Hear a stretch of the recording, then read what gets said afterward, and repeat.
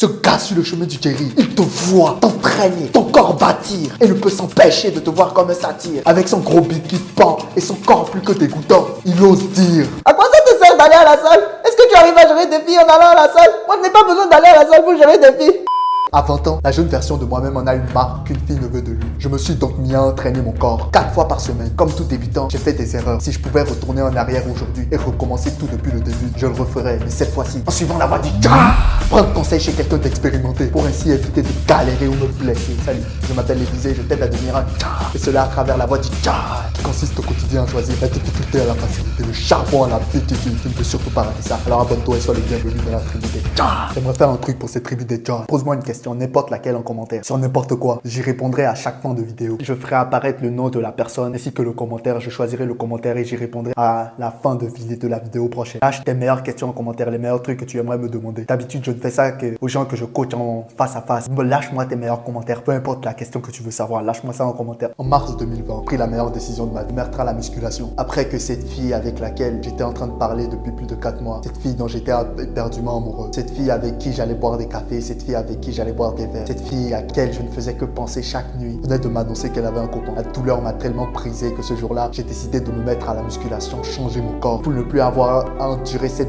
douleur de te faire friendzoner par la fille que tu es. Quand j'ai commencé, il y a énormément d'erreurs que j'ai fait. J'ai perdu énormément de temps sur des erreurs bêtes. J'ai perdu énormément de temps sur des trucs bêtes. Pour moi, c'était des mois, mais pour toi, ça peut être des années. Si tu appliques les conseils que je vais donner dans cette vidéo, tu peux éviter les erreurs que moi j'ai faites. Tu peux éviter ces erreurs et ainsi pouvoir te développer. Tu pourras passer au niveau supérieur et prendre de l'avance. Surtout ces gens qui vont à la salle, mais qui vont genre à la salle juste pour aller à la salle, qui n'ont pas un plan défini. Tu sais ce qu'on dit? Un homme intelligent apprend de ses erreurs, un homme sage apprend des erreurs des autres. Laisse-moi donc te faire apprendre de mes erreurs à travers cette vie. La première erreur qu'il faut que tu évites quand tu commences la musculation, c'est qu'il faut que tu suives un plan d'entraînement précis. Comme moi, j'ai commencé la musculation en mars 2020, j'allais à la salle juste pour m'entraîner. Donc j'allais à la salle juste pour aller à la salle. Tu connais ce truc, non? Tu vas à la salle, tu vas à une machine, tu testes les machines et tu vois celle qui te donnera le plus de couverture. Moi, c'est exactement ce que je faisais. Je testais machine par machine. J'allais sur chaque machine pour tester, voir ce que ça allait faire, ce que ça allait faire à mes muscles. Alors que c'est débile, mec. Faut que tu suives un plan d'entraînement. Faut que tu cibles certains groupes musculaires précis. Parce que si tu veux te bâtir un corps attirant, il y a certains groupes musculaires. Faut que tu cibles plus que d'autres. Et pour cibler ces groupes musculaires, il faut que tu te bâtisses un plan d'entraînement précis. Quand moi j'étais débutant, quand j'ai débuté la salle, ce que j'ai fait, c'est au bout d'un moment, heureusement qu'au bout d'un moment, j'allais voir mon pote. Et je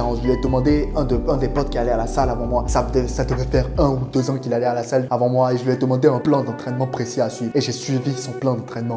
Si tu es débutant à la salle, si tu débutes la salle, il est très important que tu suives un plan d'entraînement. Crois-moi, il est très important. Ne va pas à l'œil nu ou ne va pas à l'arrache. Ne va pas juste sur les machines juste pour aller sur les machines. Suis un plan d'entraînement précis qui te permettra d'avoir des résultats le plus pro possible. J'ai mis un lien en description de cette vidéo. Tu trouveras un plan d'entraînement précis.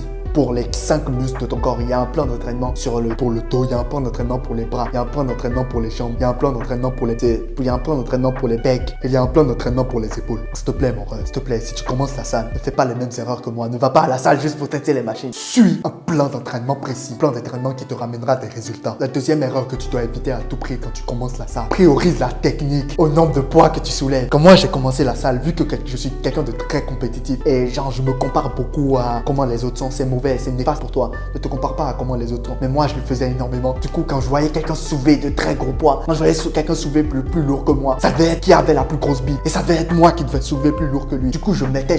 Et j'avais des formes de merde. J'avais des formes de merde pour l'élévation latérale. Je faisais l'élévation latérale comme un oiseau. J'avais des formes de merde pour le développé couché. J'avais une forme de merde pour les curls, pour les biceps. J'avais une forme de merde littéralement pour... Quand j'ai commencé à suivre un entraînement précis, j'avais une forme de merde. Ce qui a ralenti drastiquement mes gains à la salle.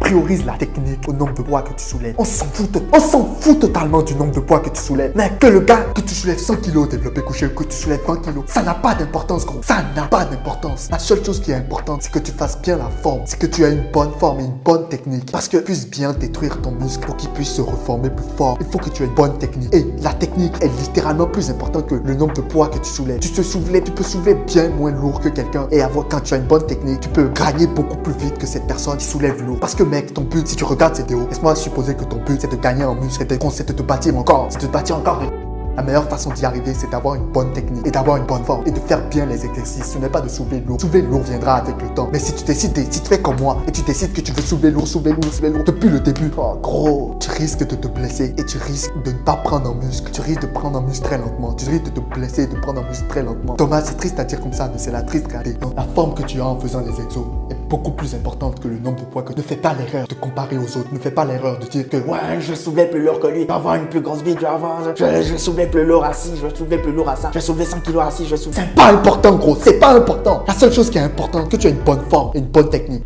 Ça m'a mis littéralement 1 an avant que je m'inculque cette leçon dans la tête. Qu'il fallait que j'aie une bonne forme et une bonne technique avant de dire que je vais vraiment commencer à soulever lourd. Une fois que j'ai commencé à améliorer ma forme, une fois que j'ai commencé à améliorer ma technique, j'ai vu une évolution drastique dans ma manière dont mes muscles se développent. La dernière erreur qu'il faut que tu évites, c'est qu'il faut que tu suives un plan d'alimentation pour tes objectifs. Mais un plan d'alimentation pour tes objectifs. Je ne vais pas trop tergiverser sur celui-là. J'ai fait une vidéo, elle devrait s'afficher sur l'écran. Ça s'appelle Comment bien manger pour prendre en muscle et perdre du gras. Mais en gros, quand moi j'ai commencé, genre je mangeais juste pour manger parce que je voulais prendre du muscle. Je ne savais pas qu'il y avait certains aliments qui pouvaient prioriser ta prise en masse, qui pouvaient prioriser ta prise en masse. Prendre en masse, mais vraiment prendre du muscle en prenant vraiment un taux de le moins de graisse possible. Je savais pas qu'il y avait certaines choses précises qu'il fallait que je priorise. Du coup, moi je mangeais juste pour manger. Ce qui a fait que j'ai réussi à prendre de la masse, mais j'ai aussi pris un peu de graisse avec. Et chez moi, j'ai de la chance. J'ai un physique très sec. Du coup, la graisse ne se voyait pas trop. Mais une fois que j'ai corrigé mon alimentation, une fois que j'ai commencé à vraiment manger pour prendre de la masse, prendre du muscle juste, j'ai vu.